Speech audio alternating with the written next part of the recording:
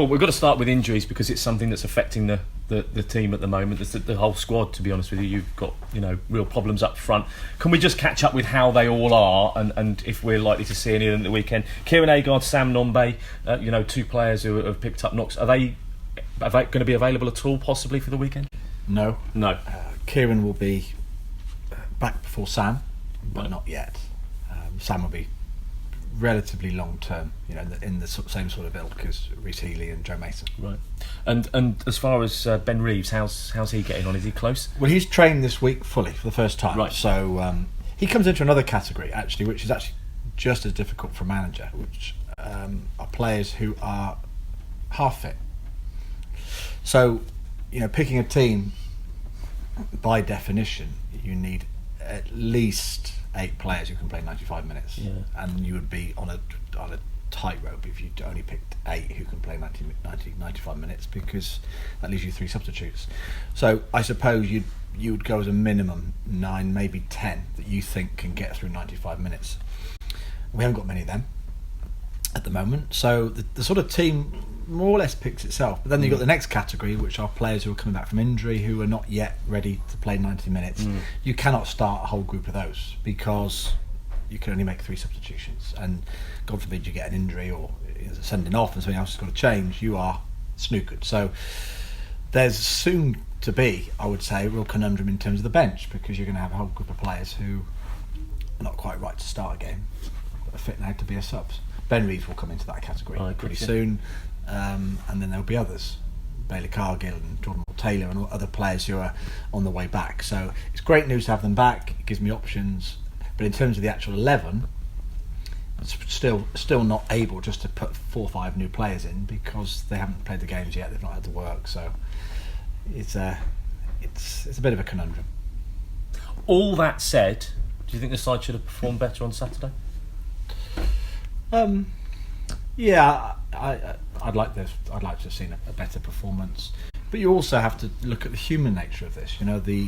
The pressure of knowing you need to win or would like to win, the circumstances of the squad and the players missing, and the fact you need a win because you've just lost a couple. So in previous games, so I'm always very forgiving of the players in that respect. They try very hard. As long as I get what I would consider to be 100% and commitment to an application to winning the game, which they always have done. If we get a connection wrong, if we get the distances wrong, if we get decisions wrong, okay, I'll be quick to point those things out.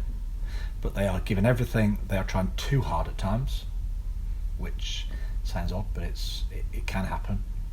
So I think they just have to remember to take a deep breath and play a bit, and putting in an average performance would rarely be because of attitude or application. It will be because some kind of rhythm, and let's be honest, we've not had a rhythm for a while because we've not been able to. So there are plenty of reasons why we're not settled into a pattern of play.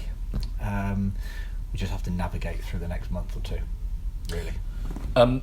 You need a Newport, really, didn't you? A Newport away, that kind of result, that 1-0 away from home, just to turn things around, and that did turn round a sticky period last season. You need that, don't you? Yeah, I think if we compare the two, last year we'd had lost 3 or 4 games leading up to that game. The difference that particular day is we felt we were very close. Okay, we get this back on track. We're close. We've got the players in position. We've just lost something. This is a bit different. It's not a case of just winning the game and you're back on track. We've got some fundamental issues with a plan of tactics or pattern of play that we've worked on, and we're not able to do. So we have to, like I say, we have to navigate through this. We have to use our wherewithal. We have to maybe put in a performance that gets a result, and then we'll see where we are after that. But take one game at a time.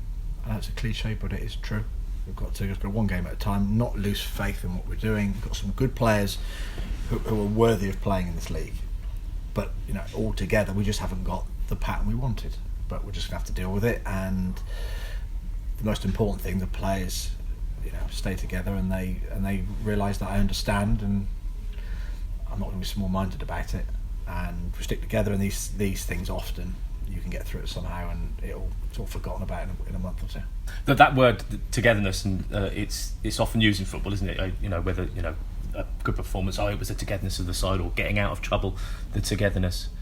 I suppose that is key here, isn't it? That is key in a situation like this where, one player could question another player or say, is this wrong or this, it's about staying as a team.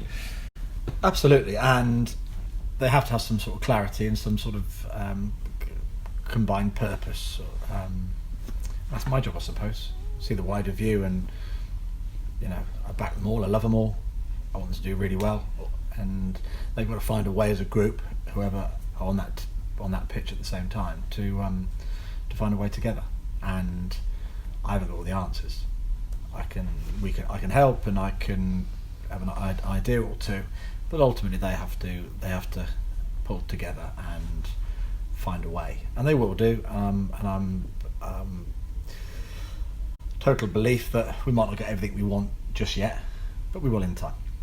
I was going to say, actually, with regards to Bristol Rovers, that's the last place you want to go. It's tight, it's noisy, it's a difficult place to go and get a result. But then again, Newport was. I suppose whatever game it was at the weekend, it wouldn't make a huge amount of difference. You've got a job to do. Well, it's often something I say. It's going to be a difficult game, no matter who you play, because we are playing professional football, and the opposition are professionals, and they need to play well and win games for their own professions. So everyone's got a reason to win, and they're performing well, aren't they, Bristol Rovers? They're performing well, yeah, absolutely. But that doesn't faze me, more or less. Every team's got a reason to win this week. We have, they have. So it's a professional league. It's people's livelihoods, and it's serious. And of course, what we do have to do is we have to sometimes detach yourself from that and try to relax and enjoy it, which is a conflicting set of ideas. But you do have to do that, and if we can manage that, I think we'll be okay. Mental health is front and foremost this week with World Mental Health Day, as I talk to you now today. It's come to the fore in football in recent years, and it's certainly something that a lot of people are very conscious of, because just like football, every walk of life, mental health is being talked about and spoken about. Is it something that you as a manager have to be conscious of in amongst your players, because you have 20 odd players and then other people around the building, and not just footballers, and mental health will affect some of those people? It's going to happen, and is it something you're conscious of and looking into? We talk about this every week, every day. Maybe not in the wider view that you've just spoken about it, but in terms of that the mind, that can lead so much of what you do and how you think, will ultimately lead to how you act. And we're in a great profession. We get paid to keep fit and compete in a sport we love. However, it's a very unsettling profession. You never quite know where you stand. As a player, you may be fit and strong and healthy and a good footballer, but are you going to get picked next week? Are you going to get a new contract? Where will you be living next year? It goes on. The pressures from social media, the feeling that you are always unsettled because you never quite have control of your own destiny. So, be it a cricketer, be it a footballer, so many times I hear people say, how can they be suffering from mental health issues? Look what they do. They're fit and young and make a good living. But when you have no control, and we are in a business, we're not in a sport necessarily where it's objective. You come over the finishing line first. You're the best. You're the best runner. You take less shots. You win the golf tournament. We're in a subjective sporting arena where there's people making decisions which they're opinions, and yes, you can be earning a good living and keeping fit, but we're at the raw end of the emotional game in terms of when it's competitive, that people judging you all the time, people judging that have an impact on how you think, but really it can be very obtrusive into your health. So I understand that as a player, I understand that as a manager, and we really have to find a way in an independent institution like a football club to allow players to know where they stand. And it's not a meeting every couple of months to give them a big wide view of where they stand, but a daily feeling of they know where they are, they know where they are on their career path, they're trusted, they're respected. We might not be playing well, they might not be having a good game, but this is where you sit in the grand scheme of things. And that helps players. But we all know 5 to 5 on a Saturday, the emotions are raw again, people are judging you, and those players are thinking, are they going to get picked next week? Are they going to be up for a new contract? Are they going to be retiring soon? Are they going to... It goes on. So I know full well that the mental health of a footballer is forever being exposed because of the nature of how we do our jobs. So it takes a strong person to get through that for a career, and it also means that there'll be plenty of players who will be suffering. So we have to be well aware of all that. And just finally on that, I suppose it's creating a culture where men generally don't like talking about their own mental health issues. They don't. And then you add on men in an environment working with other men as footballers. There's the kind of a pride and a bravado. I suppose it's about creating an environment where they feel comfortable enough to share those feelings with somebody, not the whole team necessarily, but somebody, you or Mel or anyone within the camp. Yeah, creating an environment where that is acceptable, and also a structure where it can come out organically anyway. Right. Drip. It's not one big meeting every 6 months. No. It's drip, and you're able to, because let's face it, sometimes those who say the most, shout the most, are not the ones who are, most chipper. So we all know that. We all know that it's you really what's going on behind is often a different scenario. So.